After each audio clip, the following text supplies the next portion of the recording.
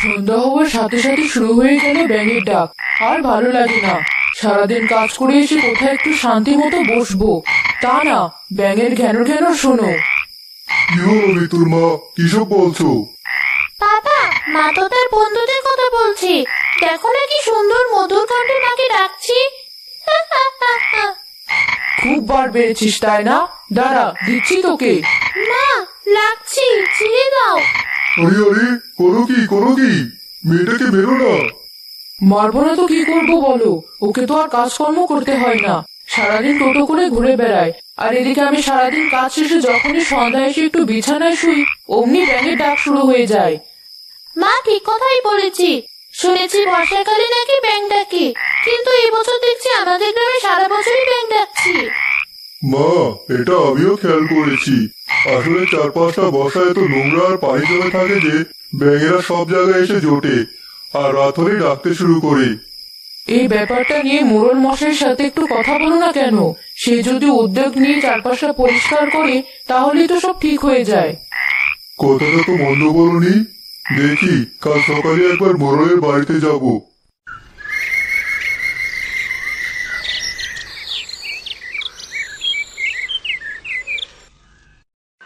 পরদিন সকাল হতেই রফিক ছুটল মোড়লের বাড়িতে। আরে রফিক যে, কি খবর তোর? গরিবের আবার কি খবর, আছি কোনো মতে। আহা, এভাবে বলছিস কেন? তা তুই যদি চাস আমার থেকেও তো কিছু টাকা কর্জ করতে পারিস। তবে হ্যাঁ, তার জন্য কিন্তু আমাকে তোর জমির দলিলটা দিতে হবে। না না মোড়ল মশাই, ওসবের দরকার হবে না, এমনিতেই খেতে পাই না, তার উপর যদি ধার কর্জ করি সুদ দিয়ে বাঁচবো কি করে? ও আচ্ছা, তোদের দেখি খুব তেল বেড়েছে। তা এবার ঝেড়ে কাজ দেখি, আমার কাছে কি দরকারে এসেছিস? বলছিলাম, আমাদের গ্রামে এই বছর হঠাৎ ব্যাঙের উপদ্রব বেড়েছে। সন্ধ্যা হলে ওদের ঘ্যানর ঘ্যানর শব্দে জীবন্ত ওষ্ঠাগত।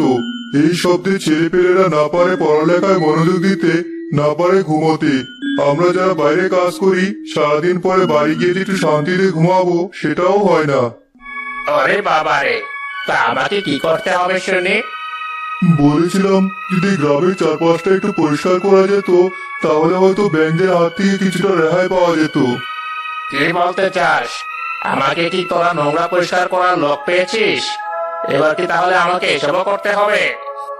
না না মোড়ল মশাই, আপনি ভুল বুঝছেন। আপনি যদি গ্রামবাসীকে ডেকে ব্যাপারটা বোঝাতেন তাহলে আমরা নিজেরাই না হয় পরিষ্কার করতাম। না না, আমাকে দিয়ে ওসব হবে না। সকাল সকাল যাস না তো, যা এখান থেকে। শুধু শুধু আমার সময় বরবাদ করিস না। মোড়ল বাড়ির ভিতরে চলে গেল। রফিকও মন খারাপ করে সেখান থেকে চলে গেল।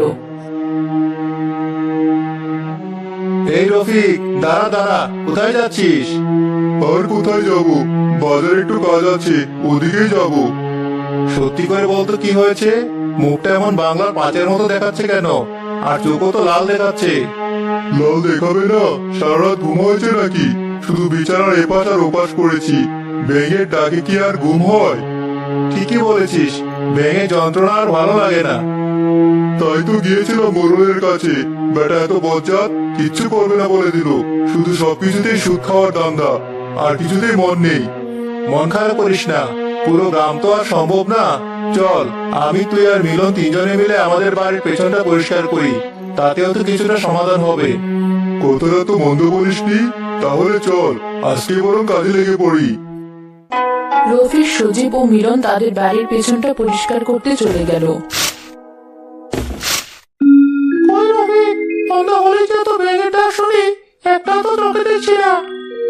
তাই তো, আমার কিন্তু বিষয়টা অবাক লাগছে। এত ডাক শুনি অথচ একটা ব্যাঙেরও খোঁজ নেই।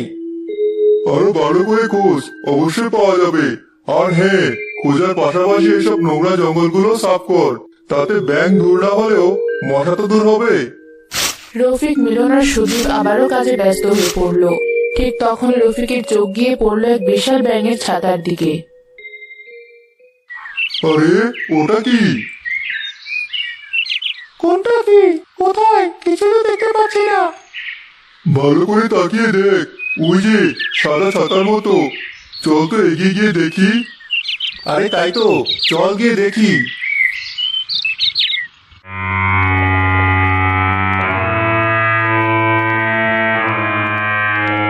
ওরে বাবারে, এত বড় ব্যাঙের ছাতা! এজন্যই বলি সন্ধ্যা হলে ব্যাঙের তো ডাক শোনা যায় কেন? কুটাটার এক কোপে এই ছাতাটা আজ আমি ভেঙে ছাড়বো। ব্যাঙের যন্ত্রণা আর সহ্য হয় না।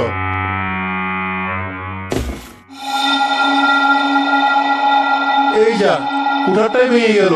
বাবারে বাবা, এত শক্ত ব্যাঙের ছাতা তো আমি জীবনেও দেখিনি। দেখিস কি তাতে কি, আজ তো দেখলি। এবার তো আমি ব্যাঙের ছাতা ভেঙেই ছাড়বো। রফিক ভাঙা কুঠারটা দিয়ে আবার আঘাত করার সাথে সাথে নিচের মাটি ফাঁক হয়ে গেল। এটা কি হচ্ছে? আমি পালাই দাদা, আমি পালাই।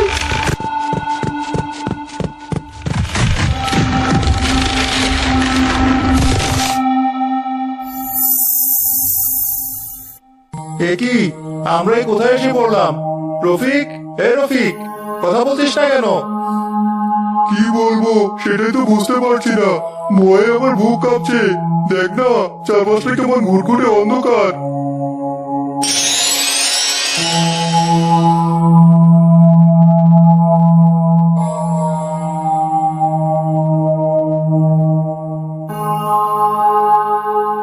আরে বাস, এই তো দেখছি পুরো গুপ্তধন। কিরে রফিক, কি ভাবছিস? চল, এগুলো নিয়ে এখনই পালিয়ে যাই। না রে সজীব, আমার মনে হয় এখানে নিশ্চয়ই কোনো গড়বড় আছে। তাছাড়া আমি পরিশ্রম করতে জানি, তাই এসব দিয়ে পালিয়ে যাওয়ার কোনো ইচ্ছে আমার নেই। সত্যি, মাঝে মাঝে তোর সততা দেখলে আমার বিরক্ত লাগে। সজীব আর রফিক যখন কথা বলছিল তখনই হঠাৎ এক বিশাল আকার ব্যাঙ সেখানে এসে হাজির হলো। ওরে বাবারে, এই আমি কি দেখছি? এত বড় ব্যাঙ! রফিক, এখন আমাদের কি হবে? ভয় পেও না মানুষেরা, আমরা তোমাদের কোনো ক্ষতি করব না। তোমরা আমাদের অতিথি। প্রহরী, কোথায় তোমরা?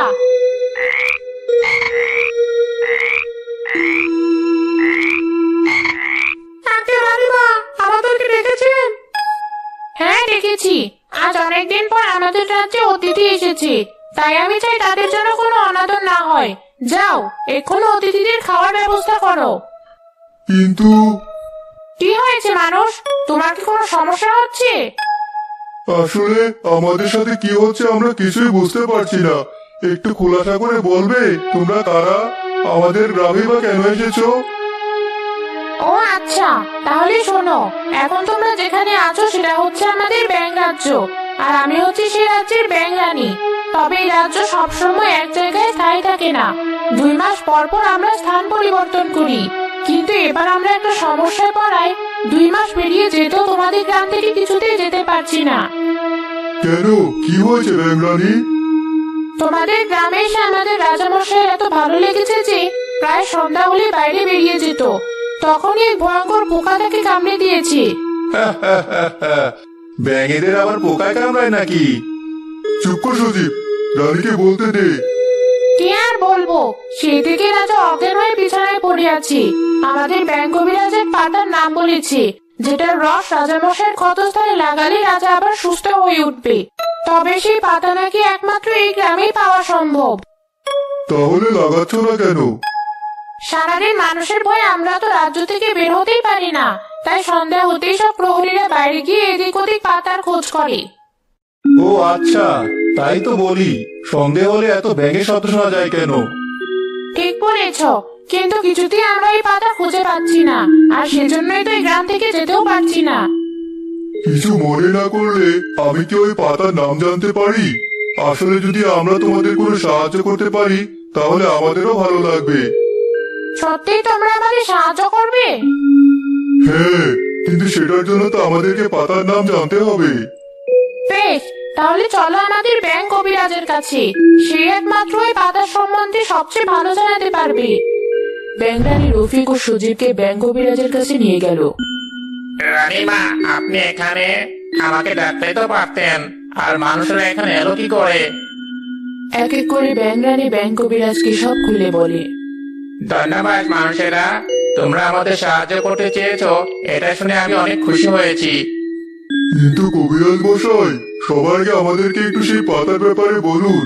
কি নাম সেই পাতার, আর সেটা দেখতেই বা কেমন? ব্যাঙ কবিরাজ তার জাদু শক্তি দিয়ে এক আয়নায় সেই পাতার ছবি দেখাতে লাগলো। এই দেখো সেই পাতা, যার রং গাঢ় বেগুনি, আর নাম হলো ব্যাঙ বিছুটি। এই আবার কেমন পাতা? এমন অদ্ভুত পাতা তো আমি কখনোই দেখিনি। তোমরা না দেখলেও এটার গাছ একমাত্র তোমাদের গ্রামে আছে। বেশ, তাহলে আমি কথা দিচ্ছি, যে করেই হোক এই পাতা আমি তোমাদেরকে এনে দেবো। এটা যদি তোমরা করতে পারো তাহলে আমরা তোমাদের কাছে চিরঋণী হয়ে রইবো আর এই গ্রাম থেকে চিরতরে বিদায় নেব। তাহলে তোমাদেরকে আর কখনোই আমাদের ডাকে বিরক্ত হতে হবে না। আর হ্যাঁ, তোমরা চাইলে এখন এখান থেকে বেরিয়ে পাতার খোঁজ করতে পারো। বেশ, তাহলে আমাদেরকে এখান থেকে মুক্ত করো।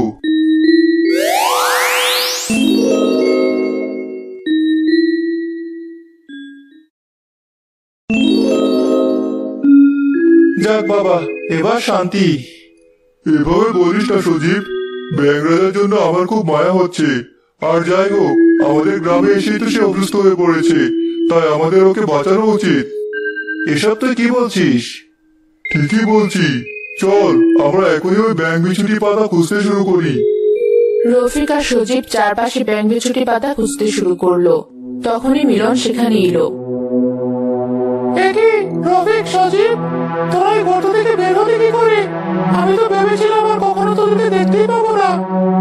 ভিতর ডিম কোথাকার, নিজে তো খুব পালিয়ে এলি, আর এখন দরদ দেখাতে এসেছিস? না মানে মানে করতে হবে না, যা তুইও কাজে লেগে পড়। কাজ? কি কাজ? কিছু তো বুঝতে পারছি না। আরে বাবা, সেসব পরে শুনবি, আগে বেগুনি রঙের কোনো পাতা খুঁজে পাস কিনা সেটা দেখ। আচ্ছা, দেখছি। মিলনও ব্যাঙ বিছুটির পাতা খুঁজতে লাগলো।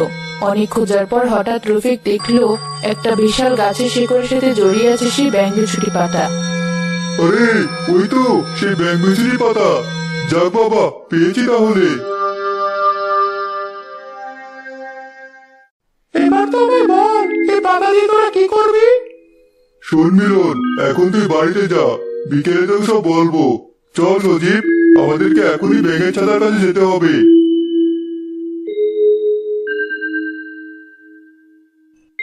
এবার কি করে ভেতরে ঢুকবি? কিভাবে আবার? আগে যেমন ব্যাঙের ছাতায় আঘাত করেছিলাম, এবারও তাই করি।